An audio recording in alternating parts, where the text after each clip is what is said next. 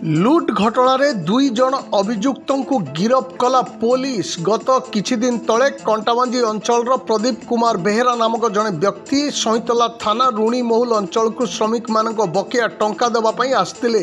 श्रमिक मान टंका देवा समय किछि जन दुर्बृत्त आसी टंका लुट कर चंपट मारे सफल होते। तेबे एने श्री बेहेरा सईतला थाना अभियोग करथिले। अभियोग को भित्ति करी सईतला थाना अधिकारी खगपति विश्वाल एक टीम गठन कर तदंत आरंभ करथिले। तेबे लुट घटना संश्लिष्ट थिबा दुई जन को आज गिरफ करी कोर्ट चालान करिछि सईतला पुलिस। गिरफ दुई अभियुक्त माने हेले सईतला थाना सर्गीपाली गाँव गोपबंधु कुंभार और रुणी महुल गाँव भोला महानंद बोली पुलिस पक्षरु सूचना दिया जाइछि। अभियुक्त मानक ठारू 1,40,000 टंका उद्धार होइतिबा बेले अन्य अभियुक्त माने फेरार थिबा सूचना रहिछि। तदंत जारी रहितिबा पुलिस पक्षरु सूचना रे कुआ जाइछि।